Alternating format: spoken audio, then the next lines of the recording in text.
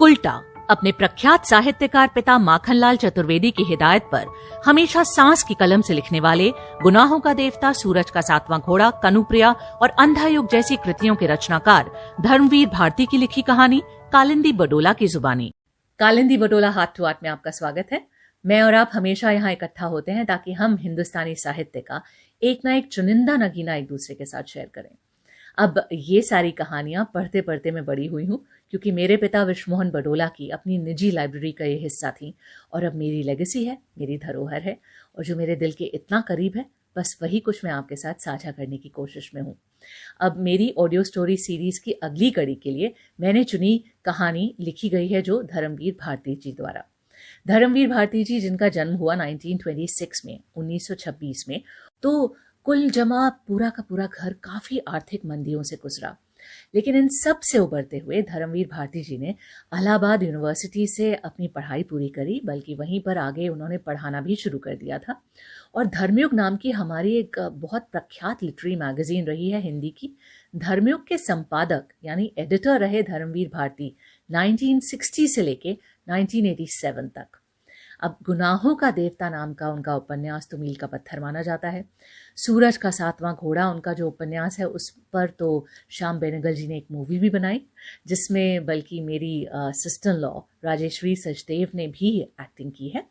और हाल फिलहाल में इला अरुण जी ने कंसीव किया शब्द लीला को, जिसमें उन्होंने समागम किया कनुप्रिया, अंधा युग और एक साहित्य के प्रेम पत्र धर्मवीर भारती जी की 3 प्रख्यात रचनाओं को।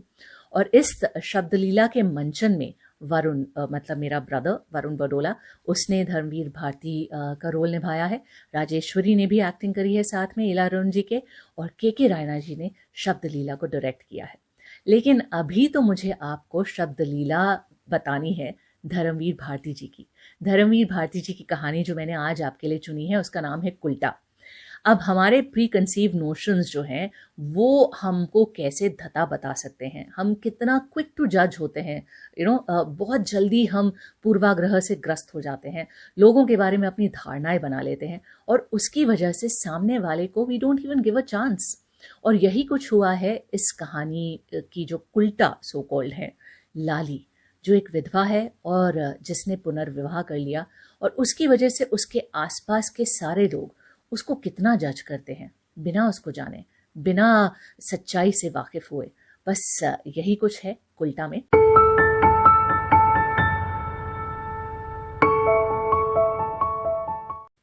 कहानी है मेरी पड़ोसन की। पड़ोसनें अच्छी भी होती हैं और बुरी भी, कर्कशा भी होती हैं और सीधी भी, लड़ाकू भी होती हैं और मिलनसार भी। लेकिन मैं तो कुछ इस किस्म का आदमी हूं जिन्हें की भले बुरे की तमीज नहीं होती, वरन भले और बुरे के बीच की अंतर रेखा का कोई महत्व ही वो समझ नहीं पाते। फला आदमी शराब पीता है इसलिए वो बुरा है, फला आदमी खद्दर पहनता है इसलिए अच्छा है, फला ये करता है इसलिए दुष्चरित्र है, फला वो करता है इसलिए सच्चरित्र है। इस तरीके के बंधे बधाए फैसले कभी भी मेरा मन स्वीकार नहीं कर पाता। मेरे लिए फला व्यक्ति है, फलानी चीज है, फलानी बात है, बस इतना ही सच है। विशेषणों को समझने और महत्व देने की बुद्धि जैसे मुझे मिली ही नहीं है। इसीलिए कभी कभी जब मुझसे कहा जाता है ना कि उससे दूर रहो, ये बात अच्छी नहीं है, तो मैं उसकी अहमियत को समझ नहीं पाता। इसी अच्छे और बुरे की बात को लेकर अक्सर मुझ में और भैया में तनातनी हो जाती है। भले और बुरे की पहचान की उन्हें कुछ ऐसी ईश्वर प्रदत्त प्रतिभा है कि वो उड़ती चिड़िया पहचान लेते हैं।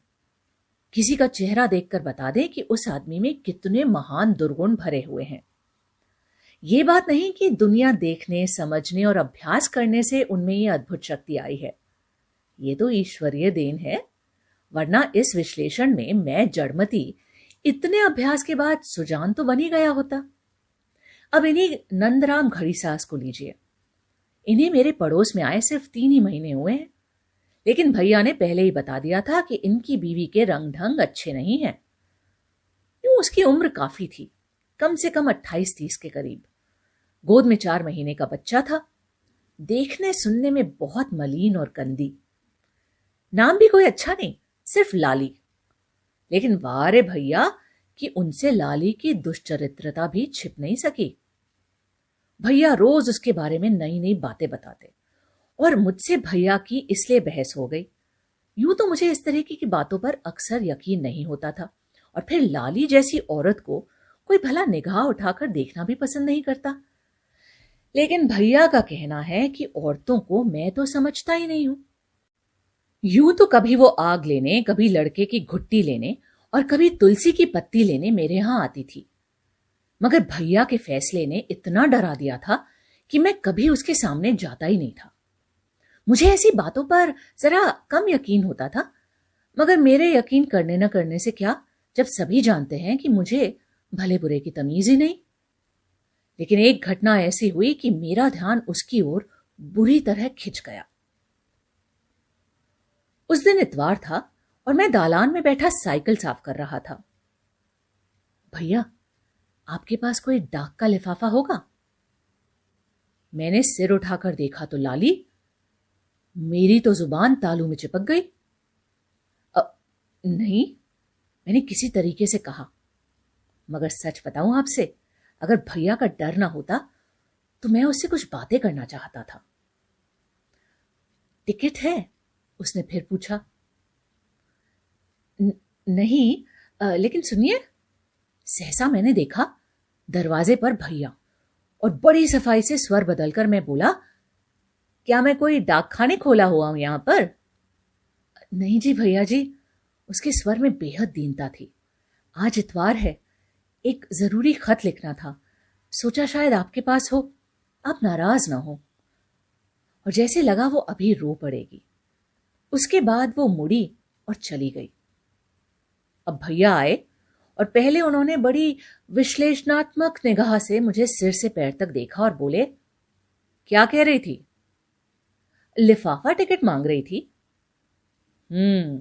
भैया गंभीर थे। तो ये ढंग निकाला है, कमीनी बदजात? नहीं भैया, मगर उसने कोई और बात नहीं की।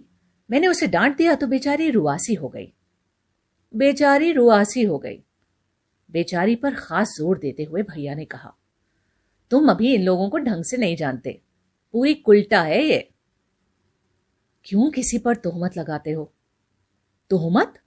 जानते हो विधवा है ये, दूसरा ब्याह किया है। मैंने पहले ही दिन कह दिया था। लेकिन इतने से वो दुष्चरित्र कैसे हो गई? क्यों? एक आदमी मर गया तो चैन नहीं पड़ा ना। अरे मैं कहता हूं, कौन जाने इसने पहले आदमी को जहर ना दे दिया हो। 100 बार ऐसी खबरें अखबार में आती हैं।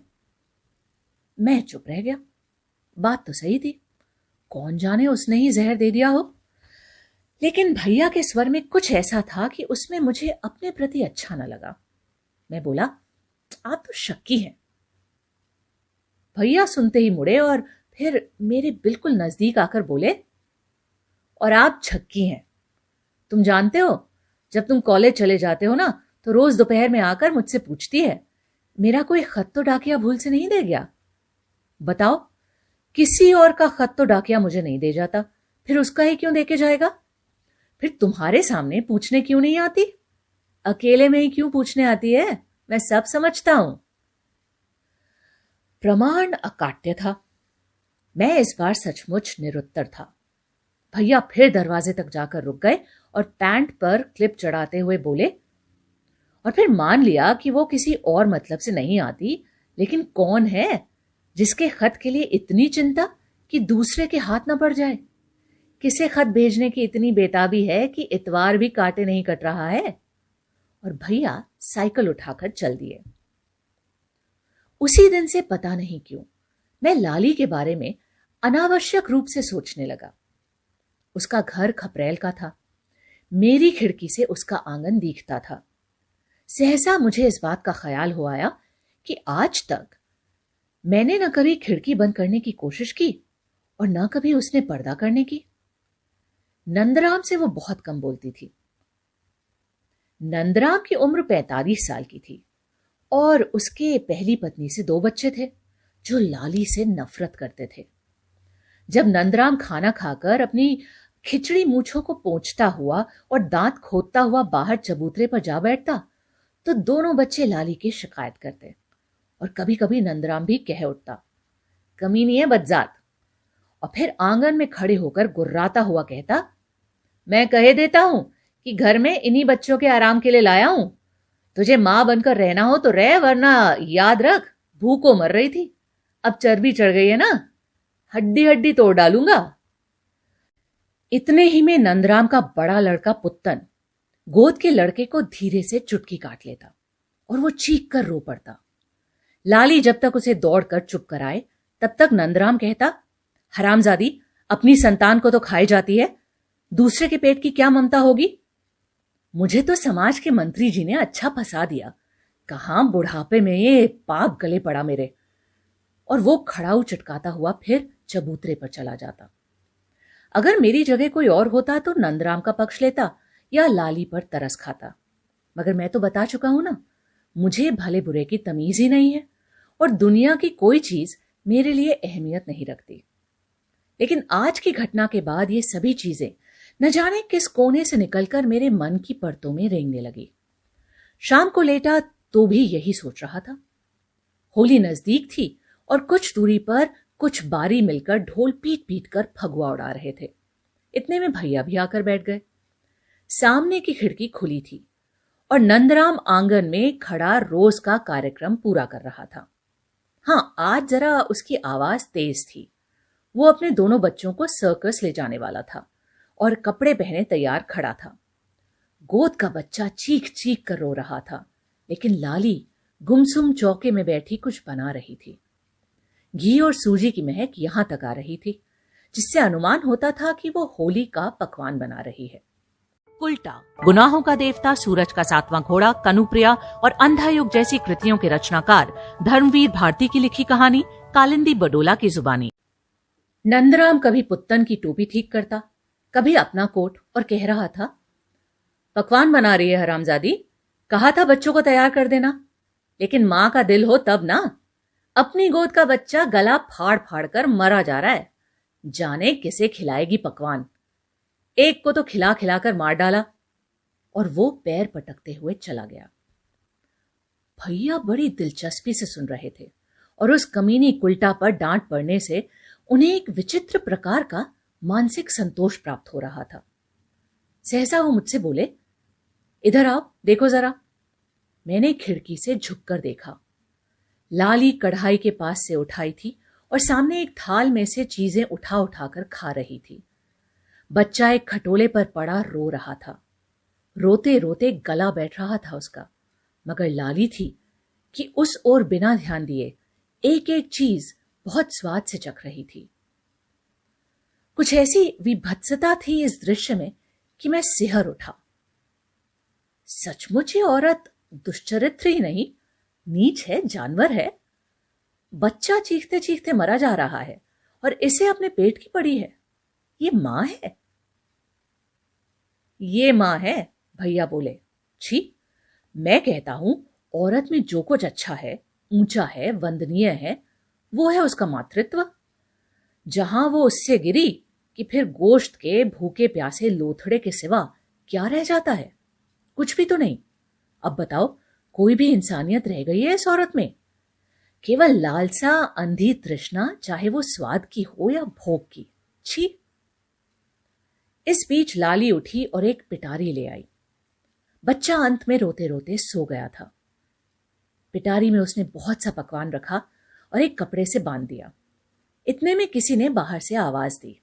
वो बाहर गई और हम लोगों ने देखा कि उसके पीछे पीछे कोई आदमी तंजेब का कुर्ता और धोती पहने आ रहा है। आदमी ने अंदर आते ही चारों तरफ देखा। लाली बोली, कोई नहीं है, घबराओ मत। उसने सशंकित निगाह से हमारी खिड़की की ओर देखा और कुछ लाली से कहा जो सुनाई नहीं पड़ा। लाली थोड़ी देर आंगन में खड़ी कुछ सोचती रही, फिर चुपचाप बरामदे में चली गई। वो आदमी भी अंदर चला गया। मैं मारे ग्लानि के खिड़की के पास से उठाया। भैया कमरे में टहलने लगे। देखा तुमने? थोड़ी देर बाद बोले। अब तो अपनी आंखों से देख लिया। मैं कल नंदराम से कहता हूं कि वो अपना मकान बदल दे, वरना अच्छा नहीं होगा। मुझे ये सब बहुत नापसंद है। ऐसे आदमियों का पड़ोस कितना गलीज होता है। थोड़ी देर में आदमी जब गया तो हाथ में पकवानों की पिटारी थी। मुझे कभी कभी ताज्जुब होता था कि नंदराम इतना बेखबर क्यों है। क्या वो लाली के रंग ढंग नहीं समझता? क्यों नहीं वो ऐसी औरत का गला दबा देता? एक तो विधवा, ऊपर से। लेकिन कुछ रोज बाद, शायद होली तब तक बीत चुकी थी, उस घर में एक घमासान कांड मचा। आंगन में कुछ नहीं दिख पड़ता था, मगर बरामदे में अंदर नंदराम चीख रहा था। मैं सब समझता हूं, सब जानता हूं। रोज मोहल्ले भर में जाकर उसकी चिट्ठी ढूंढती है। उसी के लिए पकवान बने थे ना, ले और ले। खम खम खम मारपीट शायद हो रही थी, क्योंकि नंदराम के दोनों बच्चे, पुत्तन खास तौर से, ताली बजाकर नाच रहे थे। बीच बीच में सिसकियों की आवाज, बाद में फिर नंदराम की आवाज। इतनी हिम्मत तेरी, उसे यहां बुलाएगी?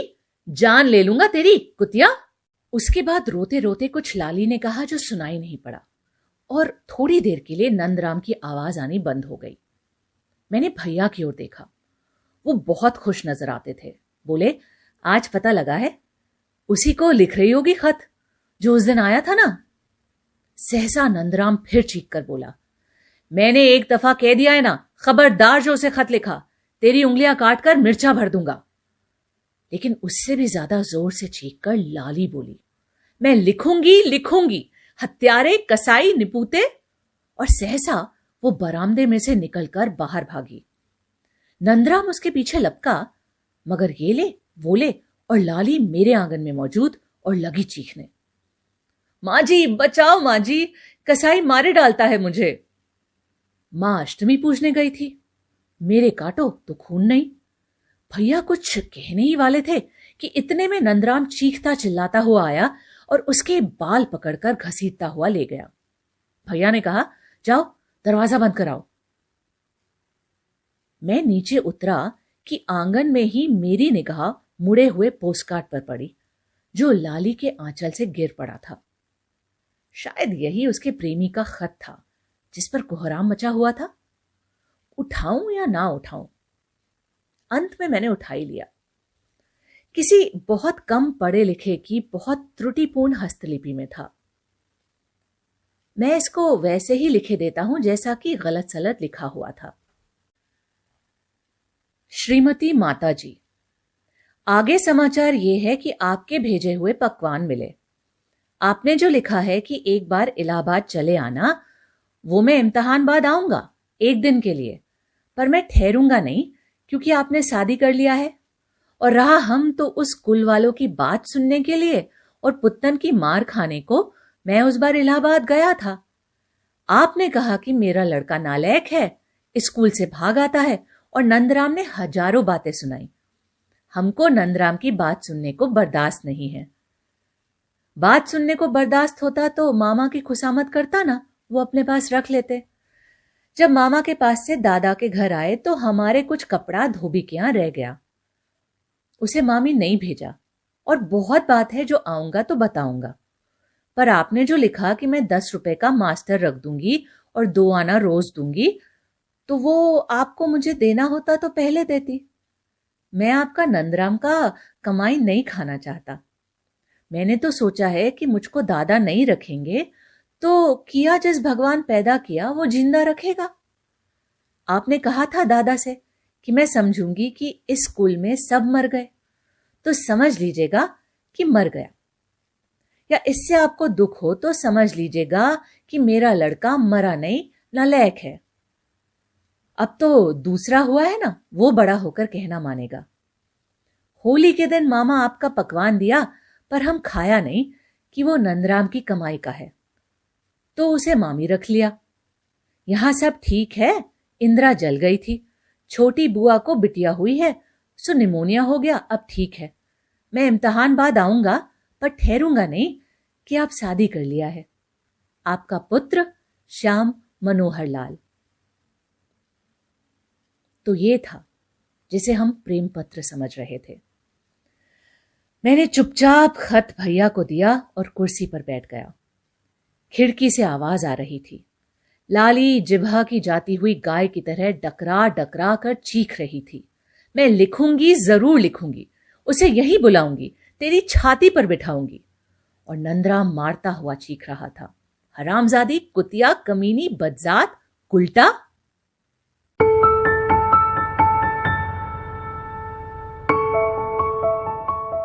Kalindi Badola heart to heart में आज मैंने अपनी ऑडियो स्टोरी के रूप में धर्मवीर भारती जी की कहानी कुल्टा को चुना। और ये जो सो कॉल्ड कुल्टा है, इस कहानी की लाली, जो एक विधवा है और उसके बाद उसने पुनर्विवाह कर लिया, तो मतलब 2 स्ट्राइक्स हो गए, उसने 2 बहुत बड़े पाप कर लिए। अब लाली जो है वो औरत है, वो विधवा हुई है, तो उसके बारे में सोचा जा सकता है कि उसने जरूर अपने पहले आदमी को मार दिया होगा, जहर दे दिया होगा। लेकिन नंदराम जो 45 साल का है और विधुर है, उसके बारे में कोई नहीं बोल रहा कि उसने भी शायद अपनी पत्नी को मार दिया हो। अब लाली का बेटा है पहली शादी से, तो वो उस बेटे को देखने को तरस रही है, उससे मिलने के लिए भी नहीं आ सकता, वो उसके घर नहीं आ सकता, वो उसको चिट्ठियां नहीं लिख सकती। लेकिन नंदराम जो विधुर है, जिसकी पहली बीवी मर गई और उस बीवी से 2 बच्चे हैं, वो आसानी से लाली को, क्योंकि वो एक गरीब घर से है, उसके साथ दूसरी शादी रचाकर अपने घर ले आता है और एक नौकरानी सी बनाकर ही रखता है अपने दोनों बच्चों के लिए। कहता भी है और जताता भी है। और सबसे मजेदार, पड़ोसी, वो जो भैया हैं, जिन्होंने कितने आसानी से सोच लिया कि लाली क्योंकि विधवा है और उसने पुनर्विवाह किया है, तो मतलब उसके जो मॉरल्स हैं वो क्वेश्चनेबल होंगे, पक्का होंगे। कितना आसान है हमें अपने प्री कंसीव नोशंस के साथ लोगों को प्री जज करना। And we are actually always quick to जज, और इन्हीं पूर्वाग्रहों से ग्रसित हम रहते हैं, और इसीलिए हम सतही तौर पर लोगों के ऊपर अपने लांछन लगाना शुरू कर देते हैं। खैर, ये कुल्टा कहानी आपको कैसी लगी और इसके बारे में आपके क्या विचार हैं, मैं जानने के लिए बहुत उत्सुक हूँ। कालिंदी बडोला यूट्यूब पर मेरा चैनल है, उसको प्लीज़ सब्सक्राइब कीजिए, उसे लाइक कीजिए, उस पर प्रेस करिए बेल आइकॉन, ताकि आपको नोटिफिकेशंस मिले। अपने कमेंट्स, अपने रिएक्शंस, अपनी प्रतिक्रिया मुझे लिखकर भेजिए। कोई फरमाइश है, कोई रिक्वेस्ट है ख़ास किसी कहानी के लिए, तो वो भी मुझे बताइए। और फेसबुक पर मेरा पेज है कालिंदी बडोला, इंस्टाग्राम पर आईडी है kalindi.badola। सब जगह मेरे साथ बने रहिए, सब्सक्राइब कीजिए, लाइक कीजिए, कमेंट कीजिए और मेरे लिंक्स को आगे शेयर कीजिए, तभी तो मेरी कहानी दूर तलक जाएगी। कुल्टा अपने प्रख्यात साहित्यकार पिता माखनलाल चतुर्वेदी की हिदायत पर हमेशा सांस की कलम से लिखने वाले गुनाहों का देवता, सूरज का 7वां घोड़ा, कनुप्रिया और अंधा युग जैसी कृतियों के रचनाकार धर्मवीर भारती की लिखी कहानी कालिंदी बडोला की जुबानी।